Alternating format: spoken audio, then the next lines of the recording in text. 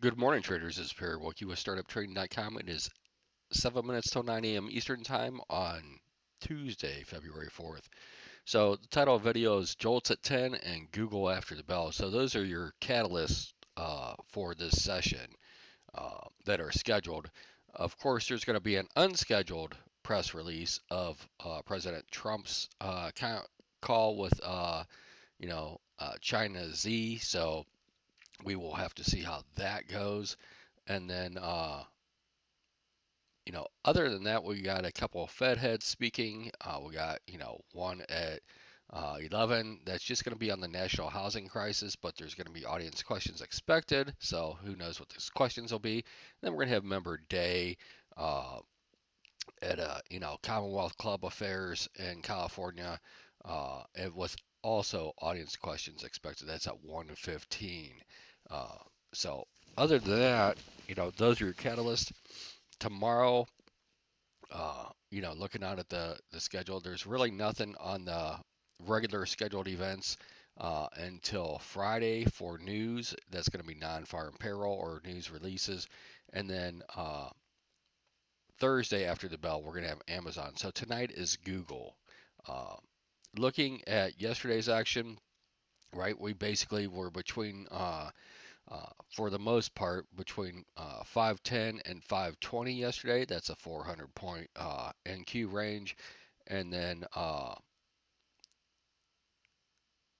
with a lot of the afternoon session for the S&P, uh, basically swaddled around 6,000, and then you've got 595 and 600 is what you were looking at.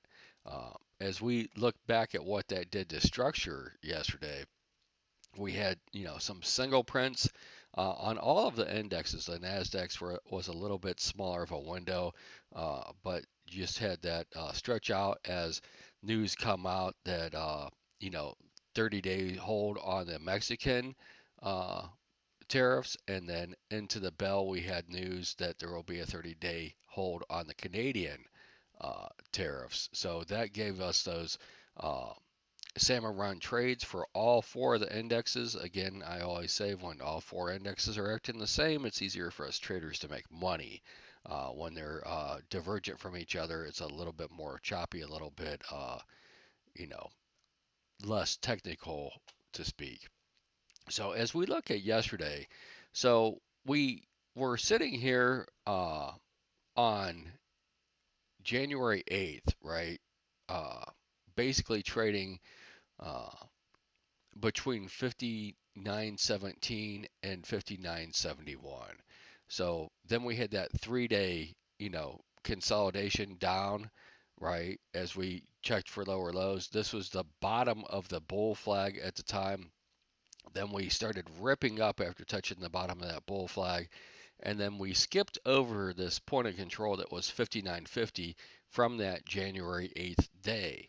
So after we did that, we've kind of been in a in my opinion, we've been in a 200 point range from for the ES, basically from 59.50 to 61.50 is the range, rounding off a little bit there. Uh, but we've been unable to trade between the bells this 59.50 point of control from January 8th. Yesterday we missed it by a tick. The low of the day was 59.50 and a quarter. So did not trade that by one tick. So this continues to be support until otherwise, shown. So in my opinion, we're in this 200 point range until otherwise shown, which is a very large range, right? So we'll see what happens. We'll see, if and when this 59.50 trades in the future, and then we'll see which side we resolve on. But until then, my thinking is that we're just range bound for now.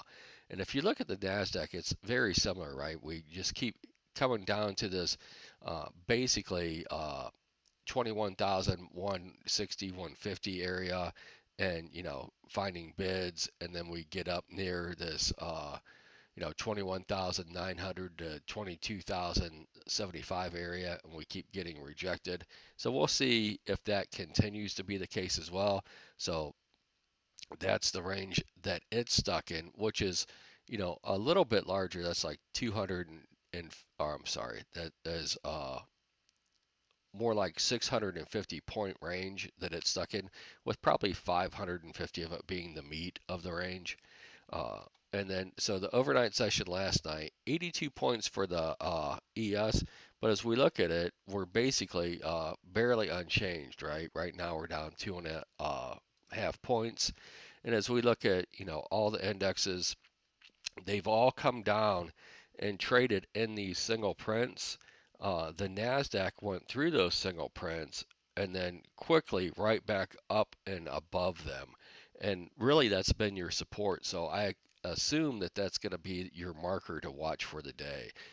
I would say this 330 swing low is the marker that you're watching at if you're, you know, looking for bullish. So I would assume that, uh, unless we can really crack lower, that this below these single prints is going to be really where you're looking for demand, and then above here, just two-sided choppy up until we can either uh, resolve higher or not. But when you have this potential blow off from short covering into the bell last night, right? That's what these salmon run trades are.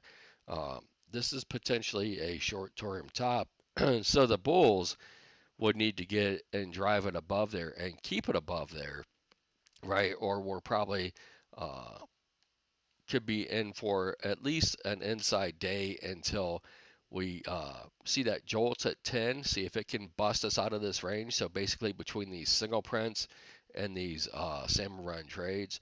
And then if we just stay in there, the next catalyst is it until Google after the bell.